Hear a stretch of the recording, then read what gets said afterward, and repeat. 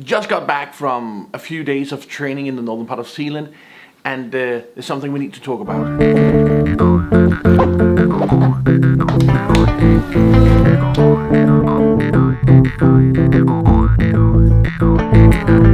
There's three things that I would like to talk about in this vlog. It's the vlog itself, it's empowerment, and it's a place where I think that we have failed big time. And I've been in a bit of a doubt whether I should share it with you or not, because I don't want this vlog to be me presenting my views on what we should do, this and that. And it's more for me to share with you my thoughts on leadership and so on. But this is something that it's in regard to our kids, and I think it's so important. And I've decided that I will share with you, but that will be in the end of the vlog, so you can always just skip that if you don't want to hear it. So let's start by the concept of this vlog. So working with this vlog, it's been very much with me bringing you along when I'm traveling around doing what I do, and I spend a lot of time teaching, but I can't really bring you into the training sessions. So I would like to change the way I use the vlog. I would really love to be more focused on some of the theories that I'm teaching and how I see them and how I can be using them, but also try to open up the difficulties in leadership and why things have changed as they have. So I would just love to change the perspective, but also just hearing me talk could be extremely boring. So I need to have some B-rolls that lies on top of what I'm saying, so it's not becoming too boring. And yeah, I'm not sure I know exactly how to do that. But this is also a concept of the movie that I'm making, which I'm not going to talk about today. But yeah, so I think I will change the format a bit, and I won't be coming out as often because I am extremely busy and it takes a lot of time to do these videos, even though I love to do them. And it's not that I don't want to do them, but I just want to save a bit of time. And perhaps I could make better movies if I'm only posting once every 2 weeks or something like that, when it seems like a good idea.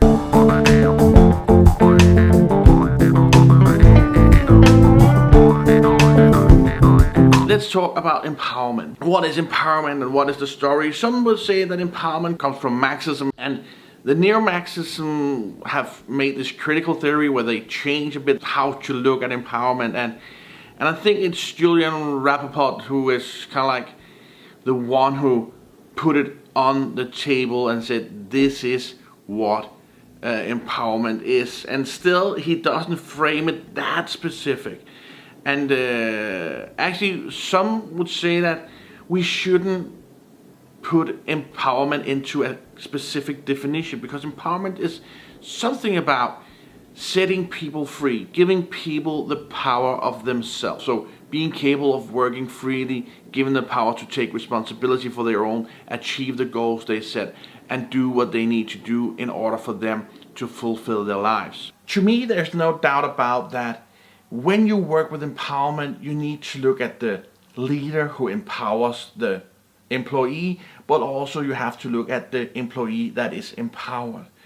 Because if you look at the affect regulatory system, and I will come back to that later, but the affect regulatory system have our performance system, have our soothing system, have our threat system. Now, for us to empower other people, we need to make sure that our threat system as leaders is not exploding. We need to find a way to be okay with empowering the employees that we have. And on the other hand, we cannot just empower people, say go do, go fix, just give them the keys to the car and say go wherever you want to, I'm sure you will be happy. If the employee needs a direction, if the employee needs a place that he needs to know when and where. Because if we just give him the keys to the car and just send him off, empower him to drive wherever he wants to, his threat system will start. He will be insecure whether he's doing right or wrong and so on. So there's something about that when we work with empowerment in organizations, we need to focus on the threat system in the leader, and we need to look at the threat system in the employee that we need to empower. And the only way that the leader can be aware of his own threat system is by self-awareness and knowing, so if I give away the power, I will be insecure and I will feel uncertain and these things will do this and that. If he knows that, he will know what he needs from the employee he empowers for him to be soothed and calmed down. And again, the employee needs to know what she or he wants, needs, in order for him to have the empowerment that he's given. But also, the expectations between the manager and the employee needs to be very clear. If we try to look at empowerment as us giving people the keys to the car, so we could empower people by saying, here are the keys to the car. You need to go to the bakery at this address and you need to take this exact route. That would be one way of empowering, but that would be a very little amount of empowering. But it could be that me as a manager feels good about that. It could be that the employee will feel good about that because he doesn't really know his way around town. So us directing him the route could be good for him. We could also say that now here is the keys to the car. I want you to drive to this address. Go on. And this is a bit more of empowering because now the employee can decide for himself which route he'll take. And he will find his way to the bakery in the best possible way for him. Now, this third thing could also be saying just, here are the keys to the car, so let's go. And now the employee will have to think about what is it that we do in our organization. Okay, normally we drive out to bakeries and we get bread or whatever, and I will find a bakery somewhere and I will go purchase there and I will come back with it.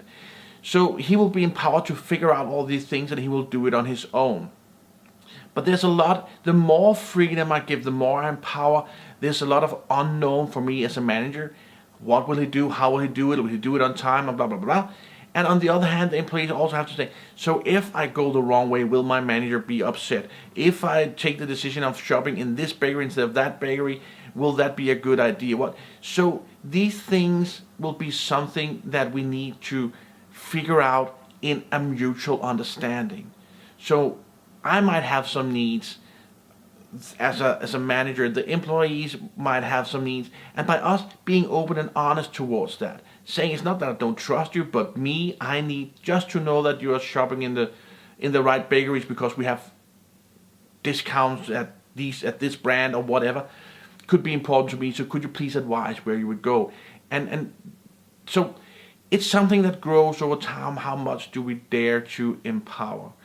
But it's definitely something that is important.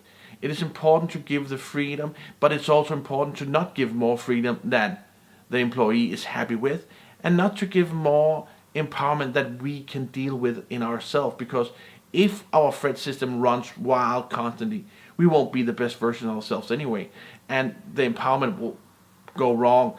So it's about being aware on our own, the employees being aware, and connecting those informations, and creating an open and empathic space where we can talk about that. That is the way forward with empowering. But it's difficult. It's very difficult. And it's not a walkover. But if we do our utmost, if we strive hard to do it the right way, we will be successful in doing it. And it will feel much more productive for you as a manager. You will reclaim some more time in your life. It will be better for the employee because he feels that he's seen, felt, understood. And all that is good. So empowerment is difficult, but do your utmost working with it. So that is what I'm going to say about empowerment for today.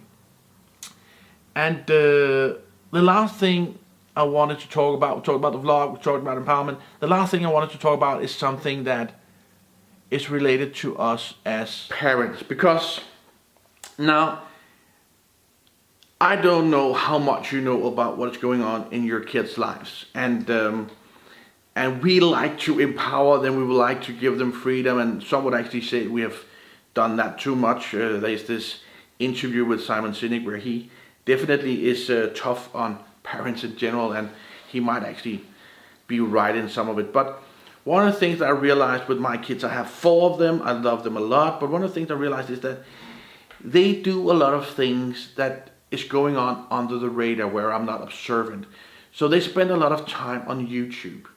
And I'm not against YouTube. I'm a user of YouTube. I use YouTube when it doesn't work in my studio. I need to figure out, why is this not working? Why is that not working? How do I make movies? How do I record? So I use YouTube a lot. And my kids use YouTube a lot. But there's also things going on YouTube that is there without any kind of critical editing of what is being said out there and what is being done. And if we look at some of the fastest growing YouTubers out there, brands or people like Jake Paul, Logan Paul and so on, they do stuff that is extremely obnoxious, and they create content that is about doing stupid stuff, being stupid towards other people, being self-absorbed in an extreme stupid way, and they are obnoxious towards other people. They behave badly. They just do stupid stuff. And the other day, my son came to me and he said, "Dad, do you know there's a suicide forest in Japan?" And I didn't. And it turns out that there is a forest in Japan where people go to commit suicide. And there's about 100 people every year that go to this forest and commit suicide. And that's a very, very tough subject. And it's not something that should just be thrown in the head of young people without somebody being capable of talking to them about.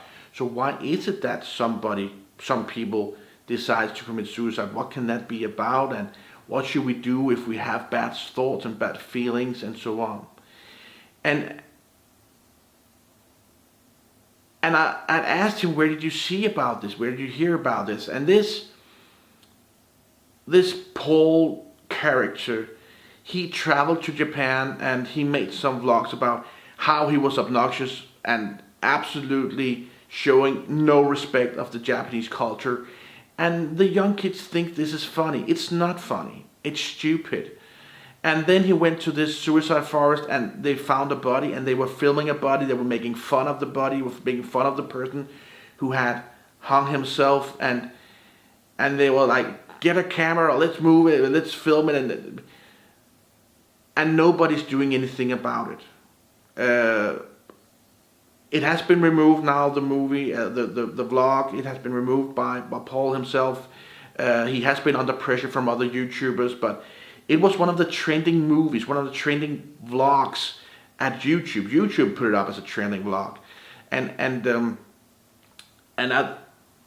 I think there's a problem with this material being put out there and thrown in the face of our kids without us being capable of showing them the alternative to what these kids are doing. And there's no journalists around what they're doing. They just do it, and they just do it for fun or whatever they want to do. And they do it for click. I can understand that if you grow your channel with, I think he has 15 million followers, or if you grow your channel with yet another million followers I understand the dopamine, I understand the thrill of having followers and so on. I get that. But it's not the same as you can act without moral. But it happens, and it happens a lot. And the followers, his audience, are kids from 8 years and up. And it's not you and I who would look at his vlog, because it is absolutely stupid if you... But young kids who like to distance themselves from their parents, who are about to kind of like learn to develop themselves, and this normal process going through teenage years where you have to figure out who are you and do what the difference of what our parents do and so on. I get that's important, but it's a bad alternative that they're being giving out there. So I was pretty frustrated. I was pretty upset about seeing that this is one of the sides of YouTube that I didn't know, and maybe I'm the only one, and then forget about this, but I would love for all the parents to kind of like look over the shoulder sometimes of what is it that our kids are watching on YouTube, and should we correct the reality that they're being given. It's just something that I would like for you to know, that we should perhaps be more aware about what is happening out there, and how can we support our children when they're being exposed to these things on YouTube.